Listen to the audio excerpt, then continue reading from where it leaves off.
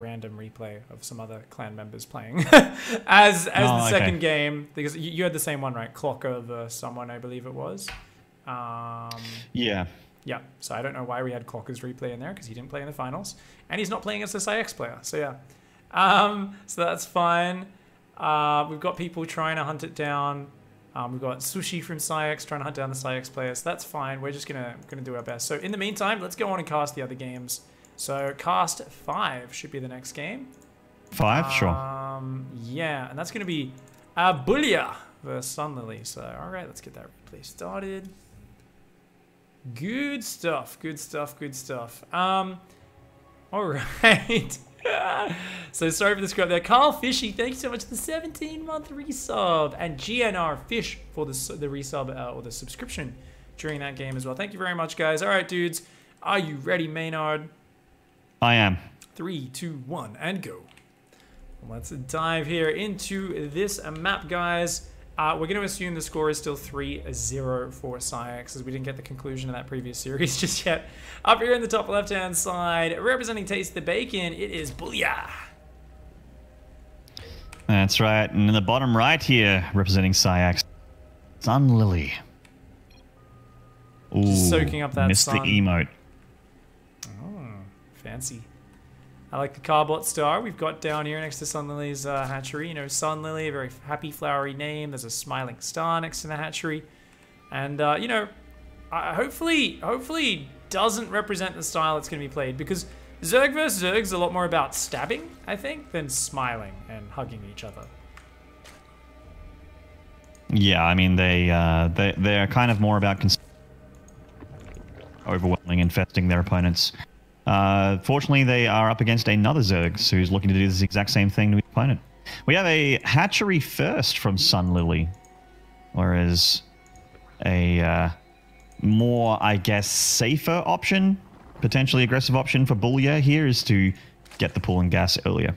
Yeah, Bullia, of course. This is one of those maps where people used to hatch 13-12 like all the time, like the one base Ling Bane rushes, because your overlords take so long to get over there, and people love to like just hide and then run in with Ling Bane. You need really good micro to reliably defend it. So don't mind this at all from Bullia. A lot of people are like, oh, but then you're behind.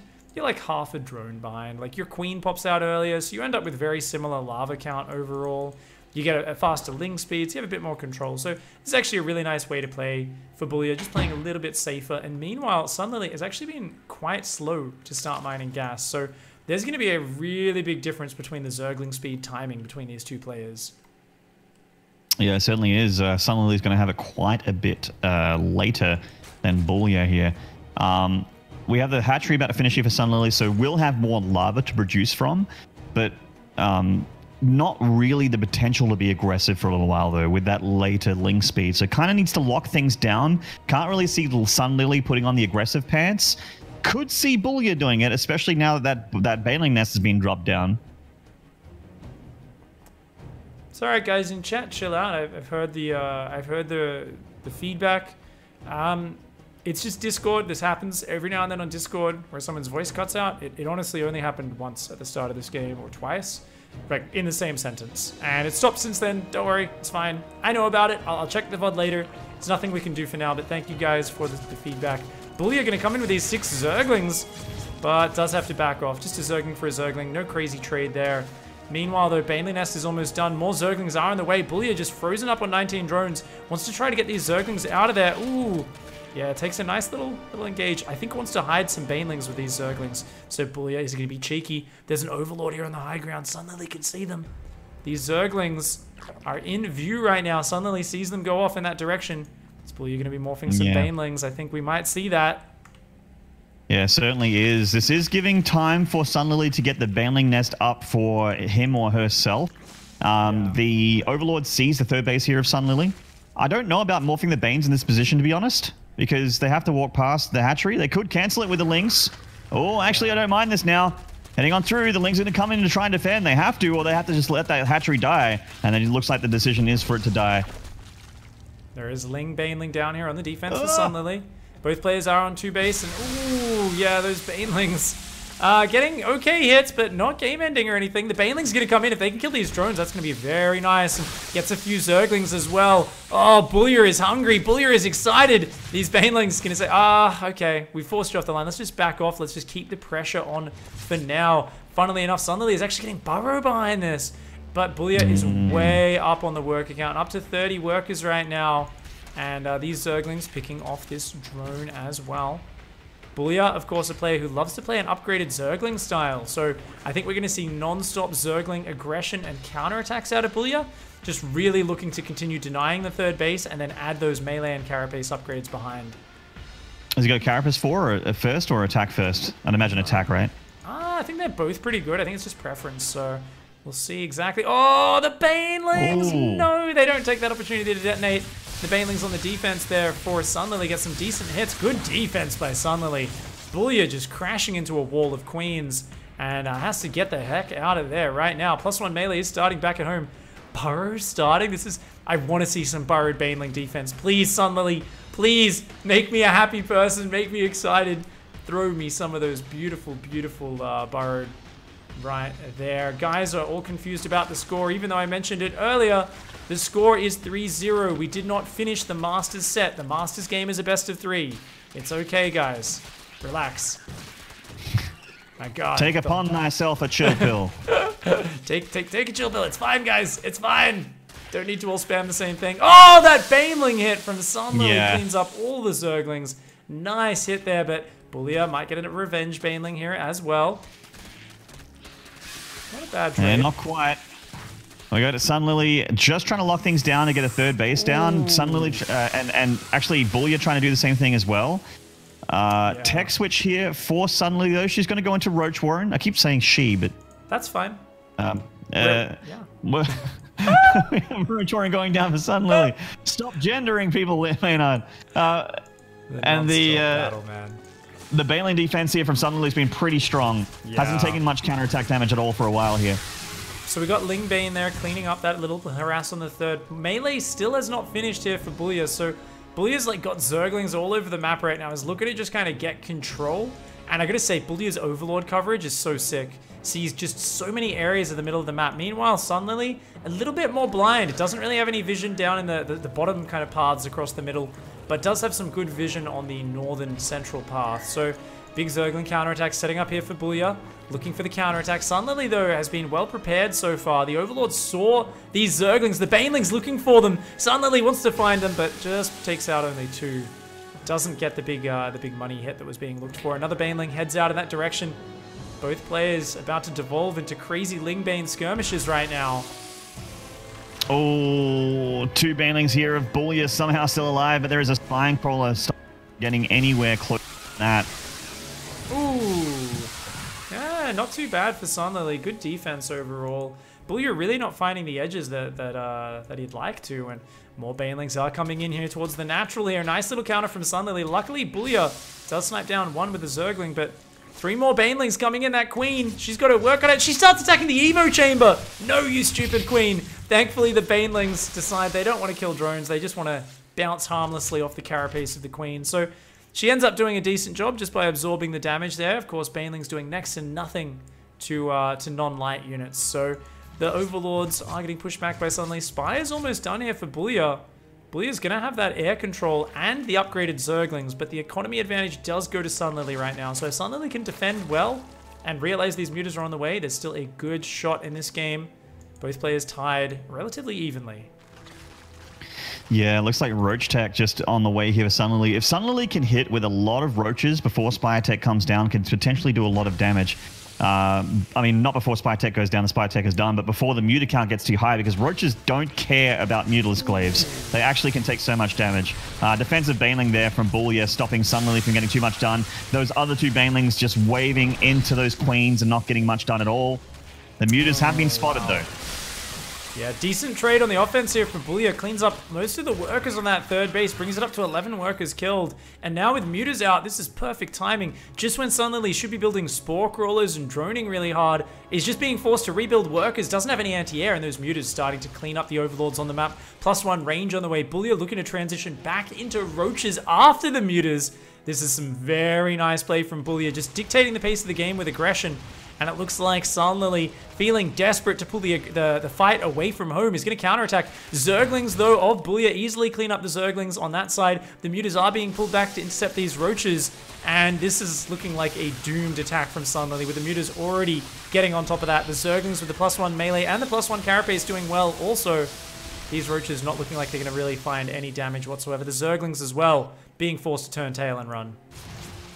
Yeah, I think they're going to get a queen, but that's basically going to be it here. Looking for the drone line. I mean, Boolia says no. The buck stops here, and the Mutas and the Lings clean it all up. This Ling Bane Muta for Boolia actually getting the job done is actually upgrading ranged attack. So maybe actually is actually transitioning, but is getting the upgrades for those units. Now, Sunlily is going to go for Roach and Hydra. And that is a good option against a player that gets to Muta, but if they keep taking damage from these counterattacks, it's going to be tough to get that army up. Oh, yeah, these are 1-1 Zerglings. These Queens don't have attack upgrades. They're doing next to no damage to these Zerglings. The Zerglings starting to tear apart the mineral line, and that's what you never want to see. Oh, +1 melee Zerglings shredding the drones. They're all trying to evacuate. The damage has already been done. The Roaches popping out with Zerglings already surrounding them. And massive damage being dealt by Boolia here. Just wave after wave of relentless Zergling aggression finally finds the damage that was needed, and what a really fantastic game plan from Boolia. Zergling aggression into more Zergling aggression, swaps into Mutas, and now transitioning into Roaches behind it. This is just great play. Yeah, beautiful stuff from Boolia, managing to find the chink in Sunlily's armor. And what does Sunlily do from this point, Pig? Sunlily has lost the hatchery, back down to 2 bases. The third for Boolia is fully saturated, has a ton of armies, better upgrades, more workers. How does Sunlily come back from here? I don't know. It's tough. I think Sunlily just has to retake that third and try to turtle up and maybe get Infestors or some sort of comeback unit. You know, Roach Hydra might be able to do it, but Sunlily's going to need to just hang on and try to defend and not take damage. But with 15 Mutas out, Boolia's got plenty of opportunities to keep finding damage. The Muta's going to fly on in towards this main base. They're going to find exposed Overlords there. That would actually be pretty juicy pickups. Thinking about going for the Spore Crawler. Boolia thinks twice. And he's just going to take out some drones on the Extractor here. Nice safe pickup. Extractor, as well as the 3 drones mining from it, all die. And we're going to look for any exposed Hydralisks as well. These Mutas coming forward. They can focus down these Overlords. So far, not a single Mutalisk does fall. Does look like, okay, there we go. 1 Mutalisk does fall, but big damage being dealt. At the same time, Zerglings on the counterattack do manage to pick off a Queen for Sunlily, but finding Roaches here ready to receive the Roach attack. There's just way too many units here. Boolia way ahead. The Muta's going to say, there is no retreat for you, mate. And that's going to be it. Sunlily in massive trouble, running home, tail between her legs. Hydras are out in small numbers, but I don't know if there's going to be enough to deal with the massive Roaches that's swelling out of Boolia's production right now. Yeah, I mean, I feel like Boolia can just set the rally point onto Sunlily's base and hold the R key and end this game, because look at that bank. Plenty. I mean, once the supply block is dealt with, unfortunately, Boolia is supply blocked. 7 Overlords on the way now to deal with that.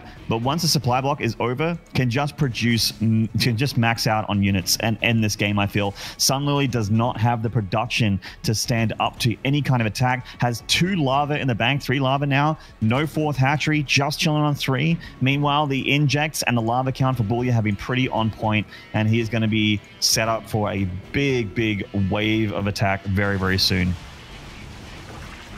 Not seeing Negrado says colors, please. Does anyone know the hotkey to change colors? Because I don't have the button on this overlay, so I always forget the... I think it's Alt-G. Alt-G? Okay, no. Nope. Oh, God, I have no idea. No, anyway, if you guys in chat can let me know, but I'm guessing red and purple is hard for some colorblind people to see. For me, it's like really obvious that the colors are very different, but I'm always trying to make things nice and easy for you guys to see.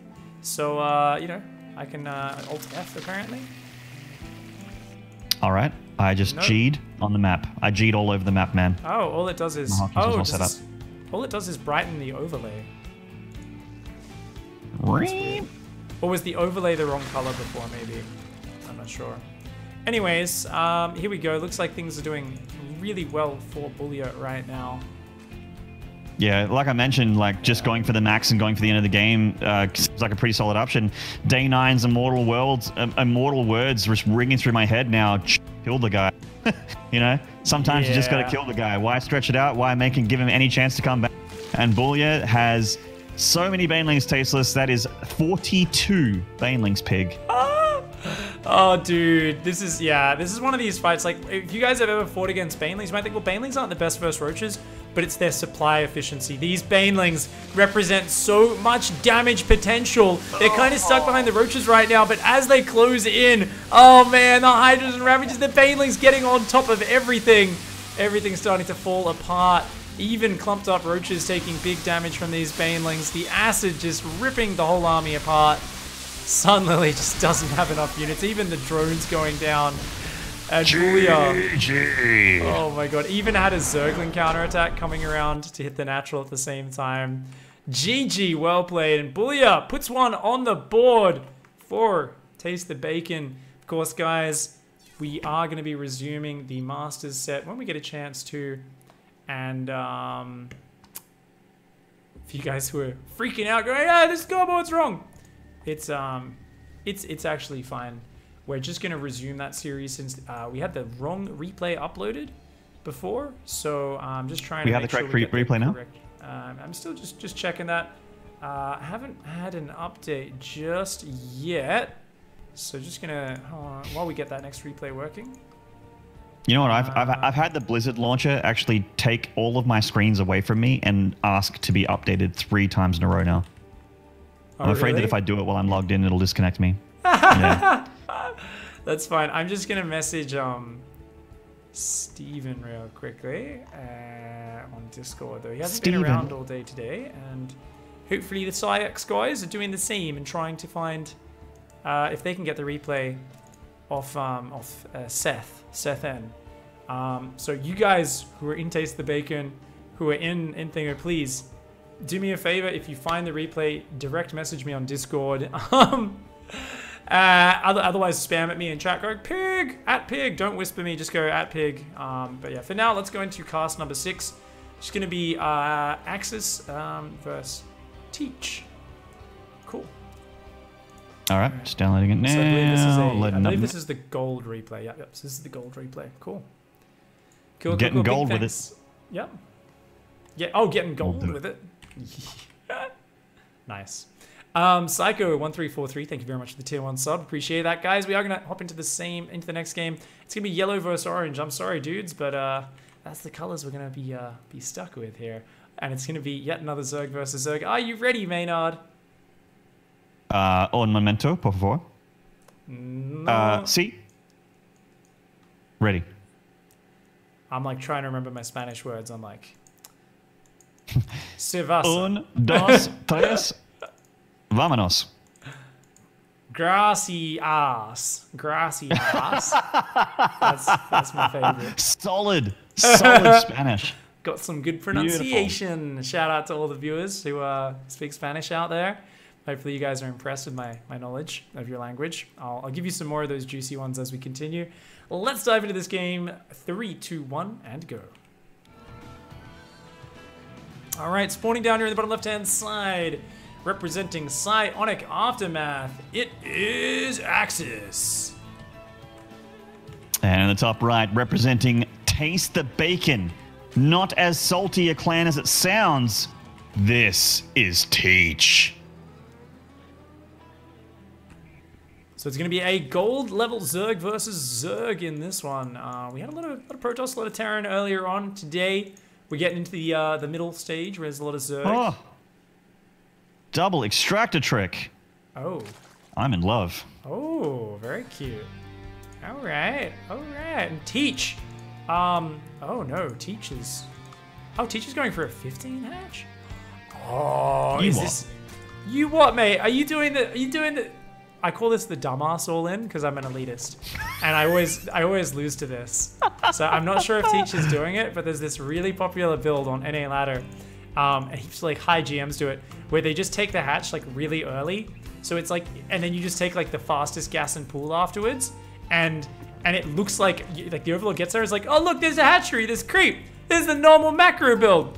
And the Zerg has like never gone past 14 drones, and is just massing Zerglings, like pulls off gas after Ling speed, banks up Zerglings, and hits like this really delayed yet surprising mass Zergling timing, where if the other guy literally just hold positions queens on the ramp and micros some drones, they like hold it with zero warning. But we always panic and lose to it, and that's why it's the dumbass build. It's because you do it because you're a dumbass and it should never work, but you lose to it because you're a dumbass who doesn't know how to respond. So it's a 2-in-1.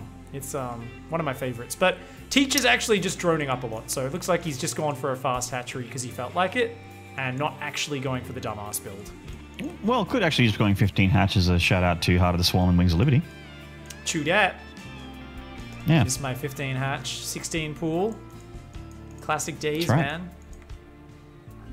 Those are the days, mate. We got speed on the way here for Axis a little bit earlier, of course, because he got his gas and pool earlier. Didn't get the hatch first. Is moving across the map with those lings. I actually quite like for gold level players, these builds are actually quite solid. Like, you know, not any beats being missed here. Axis is, you know, trying to decide what to do with these minerals, just sort of chilling. Like, do I make lings? Do I make drones? Looks like it might be lings. Baneling Nest going down here, but this could actually just be a blind defensive Baneling Nest, because the amount of times you will lose to a Baneling flood or to just a straight up ling flood in gold, even all the way up to masters, is just, I mean, it's just not an expensive structure to stop that from happening. That's 150 minerals, 50 gas. You know, I'm happy to drop that down as this nice big safety blanket to keep me warm at night when I play ZVZs in my own Diamond League games. That's this. Yeah. And Axis is actually in chat, by the way. Shout out to Axis. What up, mate? We're gonna try and make fun of you as much as possible. Shout out, by the way, to Windows Update for popping up and be like, hey, do you want to restart and update your system right now just then, and forcing me to tab out? No worries, guys. Just send your tweets to Microsoft and say thanks for that sponsorship opportunity. You know, they wanted to try to slide the product placement in a little bit, and I said, you know what? As long as you give me $20,000, I'll give you the prime sponsorship opportunity here on the Chobo Team League. Right. The most sought after StarCraft sponsorship opportunity out there. If Microsoft wants to give me 20 grand a month to just have updates happen in the middle of every single one of my streams, they can update it. Let's go for it. That's fine. It's like, there's some things I wouldn't sell out for, but Microsoft update, especially if they bring back that paperclip, like, oh, I will definitely be all over that. Oh, yeah. Right. You look like you're trying to play video games and have a good time. Can I tab you out and fuck you over? And you're like, yeah, thanks, paperclip. It's actually been the Blizzard launcher that's been my Navi for today's stream. Just like, really? Hey, listen. Like, oh my god, just let me play the game. Dude, but, the jellyfish is so beautiful. Random tangent on this map, by the way. I love that. This is like almost an Avatar map.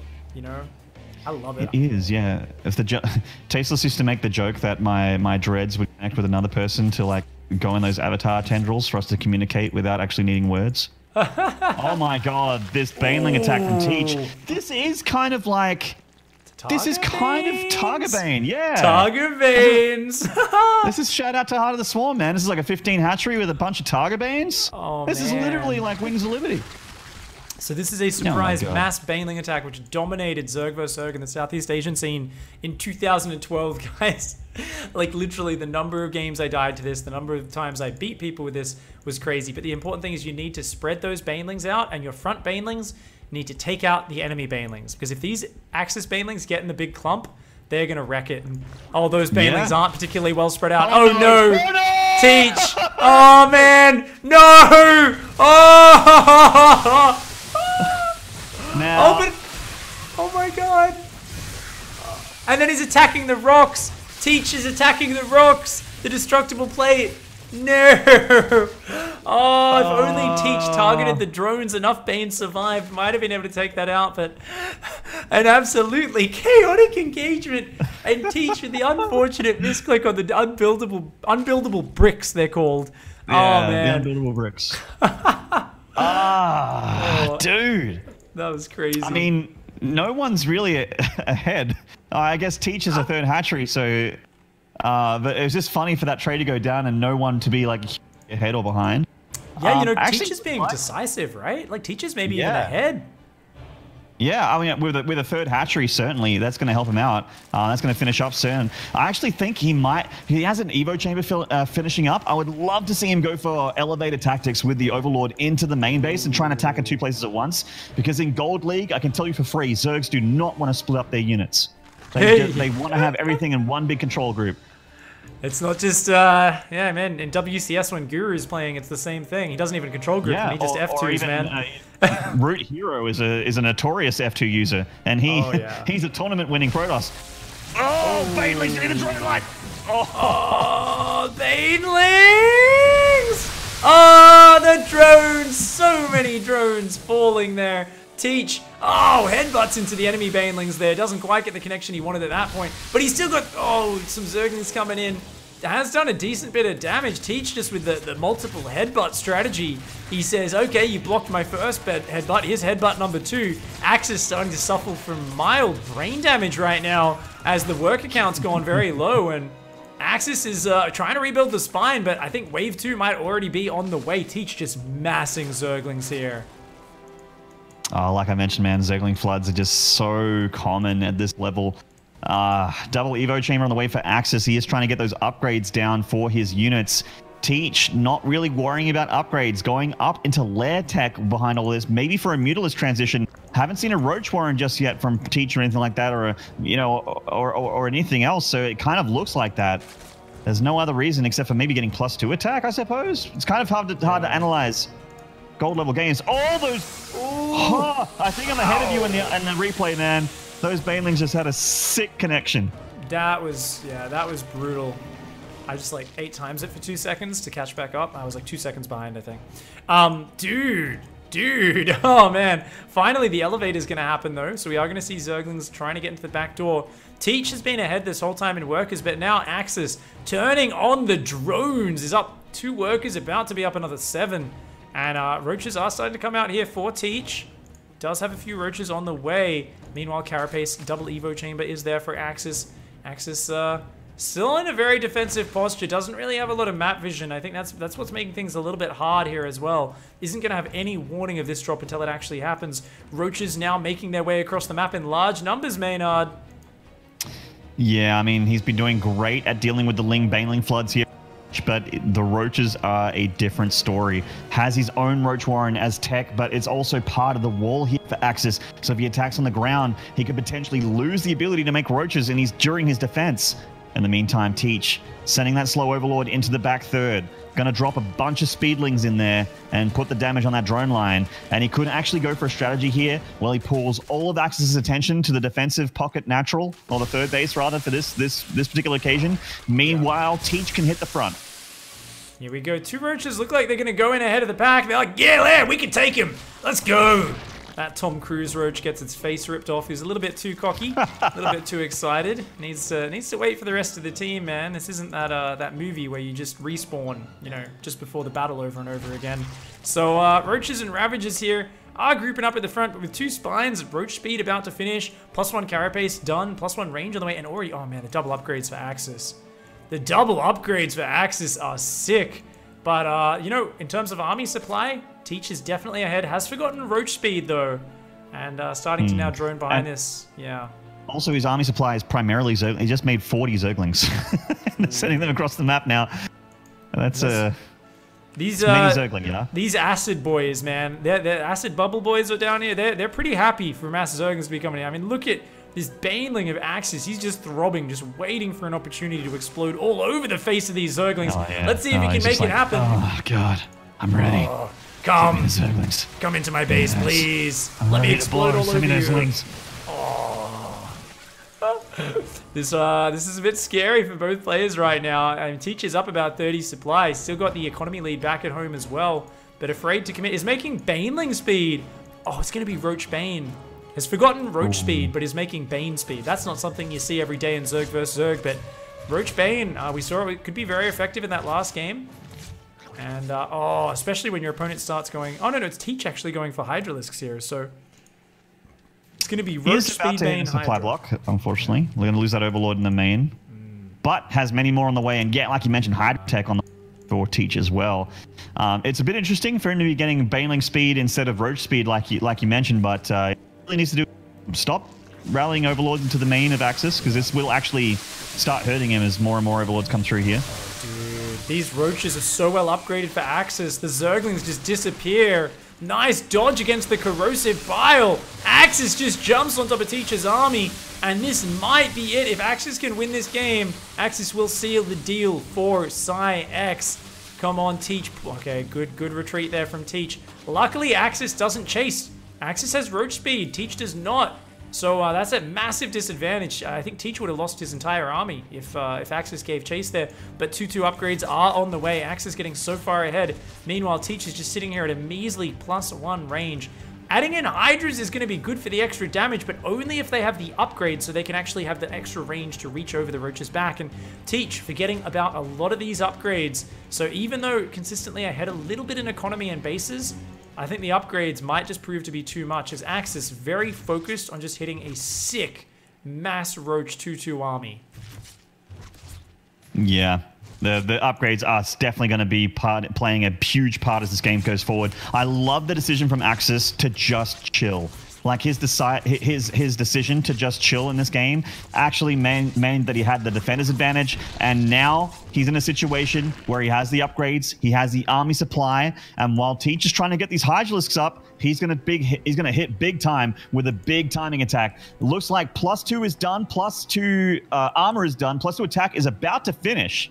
So Axis' army is about to be hugely advantageous, but that is a lot of Hydras though. They don't have the upgrade though, so they're not really, like, they're gonna struggle so hard here.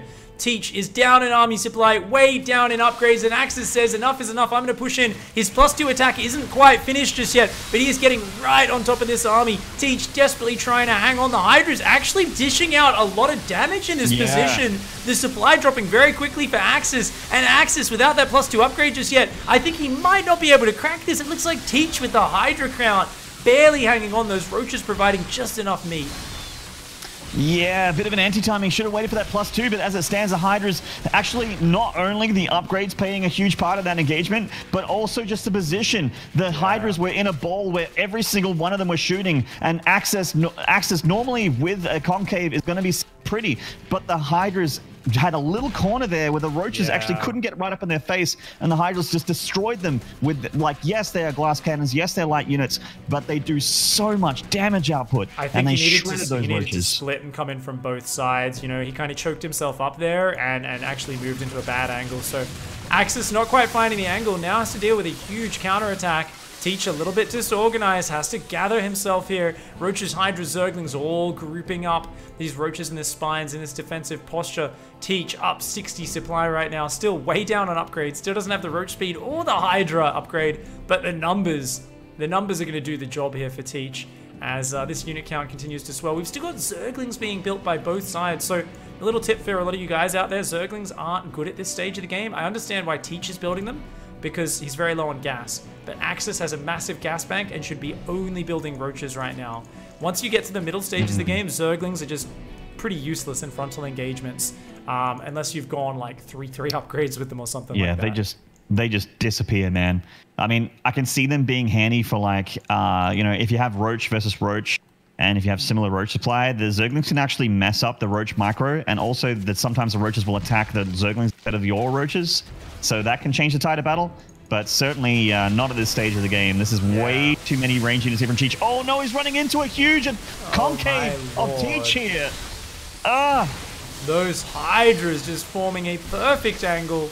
Every single one shooting at once. A few slow banelings going to run in, desperately trying to defend, but Teach has managed to overwhelm, slowly catching up in some of the upgrades, and the Hydra damage output is just insane here. Axis didn't have the numbers after that first big engagement on Teach's side of the map, and Teach gonna roll on through here. I didn't think he'd be able to defend, but kept the army together, put on a ton of aggression with those Baneling waves earlier, and looks like he's gonna be able to take this down.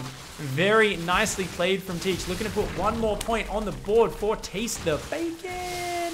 And very nice. We're not gonna go out that easily. That's it. 2 and 3 here for Taste the Bacon, and it is a best of 7. So yeah, guys are actually still alive. All right, so a lot of the guys in chat. Okay, there's a few different things. I'm gonna get the replay sorted. Oh, Sushi sent me the replay on Discord. Awesome. So I'm going to get that downloaded. I'm going to send that through to you. So number one, we've had a regular few comments. I get this even when I'm casting pro games, but especially when I'm not casting pro games, people are like, look how bad these guys are. Trust me, anyone who said that in chat, if we guys had you in game, we could point out 10,000 mistakes and rip you to shreds. Like we could make you feel so bad about your play. And remember, a lot of the guys here are people with jobs. They're not pro gamers. They're amateurs. They're people who just enjoy playing StarCraft. They're a bit competitive about it. Do you go down to your local park when people are playing football on the weekend and laugh at them? No, because that would make you a sack of shit. So don't do it in the Twitch chat either, because most of the guys who are playing are in the Twitch chat. They're having fun as well. So remember that, I don't know, there's like a verse in all the religious books, right? Where it's like, treat others as you would have yourself treated, right? Yeah. Do unto others as they do as you want them to do unto you. Yeah, and in the Book of Bacon, which is my religious text, it says, don't be a sack of shit. So it's pretty easy to follow. No need to be a dick. And you know what? It's a better experience for everyone. For other guys who are on the other hand saying, this looks like a lot of fun, and I reckon I could go toe-to-toe with some of these dudes. Yeah, join up the league. You can join my clan. There's heaps of clans out there. So getting involved with the clan, you know, joining some Discord channels is a place to start. You can see the Discord channel. I should start a clan, man. Shit. I'm feeling all left out here. I don't have a clan. I need to get a clan going on, man. We need the main army to sign up for the next season of CTL, right? Dude. Right? What do you guys think? Speaking of main army, it just got grown by 1. Thank you very much for Preacher gifting a tier 1 sub to Midnight Man. Wanted to shout you out before. I don't like to do shout outs during the cast, so I type it into observer chat, but I'll do the shout outs outside of the game. So appreciate it. Thank you very much. Mwah. Reporting General Maynard. Mate, I am one of those generals that will be on the horse of the front lines battle because I am a Chobo, so I can be in this team league. So I'm actually going to be a playing team leader if we get into this clan war. You know what I mean? Hells yeah. So yeah, getting involved in a Discord channel, and it doesn't mean joining a clan isn't where we sit around in a circle, cutting our wrists and sacrificing blood on a pentagram to the Lords of StarCraft.